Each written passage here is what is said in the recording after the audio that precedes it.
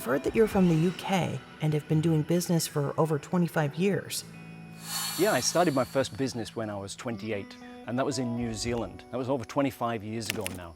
And since then, I've created over 9 different businesses, and 6 of which have been fully fledged businesses. The rest were actually prototype businesses. And UBLA will be my 7th business. You decided to start UBLA Nonprofit Business School because you saw a need in the Philippines for practical business education. Is that right? Yeah, the Philippines is a place of great need. And basically in some parts of the world, in a lot of parts of the world, there's great business education. But here in the Philippines, there's very little rock-solid, practical business education. A lot of it is basically book learning. And in business, you've got to have the practical experience to be able to produce results and be effective. So we'll start off here in the Philippines, and then we'll grow from there. What does business is the difference really mean? Business is the difference is a term we coined, basically, to actually define why we're doing what we're doing here at UBLA, because we're doing something quite unique.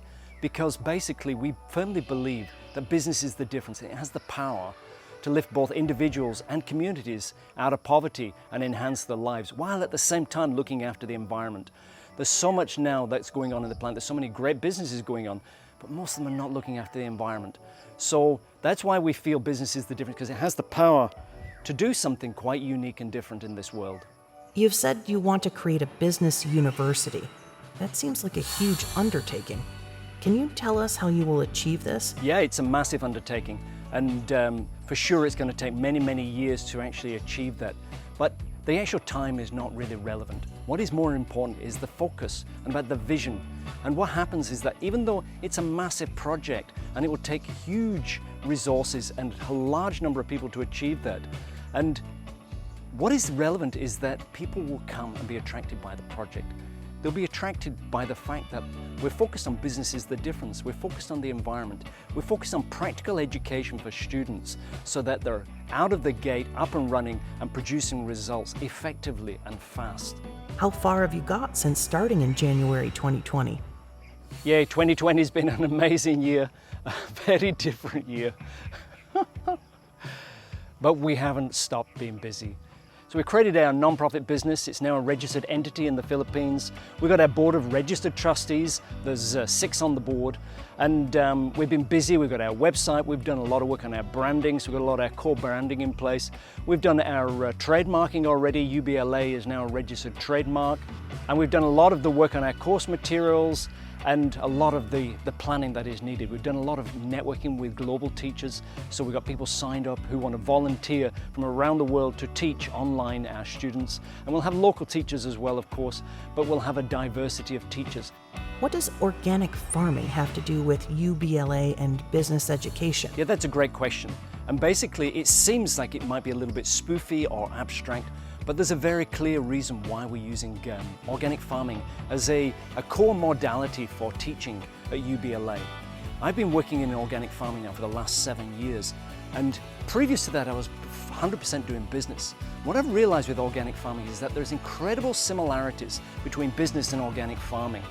Specifically, for example, business has long cycles. Organic farming and farming has very short cycles. So if you make mistakes, you can correct things very, very fast and you can learn fast. So our students will need hands-on training, real experience, not just head material to actually learn theoretical information. They need real experience in business. Without that real experience, when they originally start their first business, they're floundering.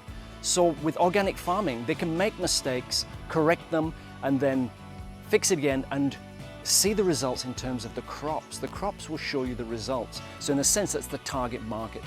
And some of the great things that you can do with organic farming is great project management, great teamwork, all those core skills which are crucial to a successful business. What do you need right now to take this project to the next stage? Well, basically what we need to do is actually finish our non-profit pilot school building.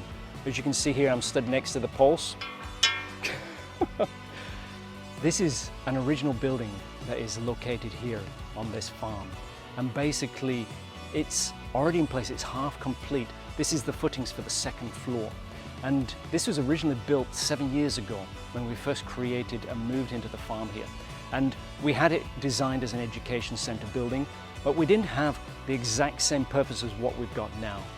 So what we need to do is finish this building so we can launch the school. And to do that, we need cash.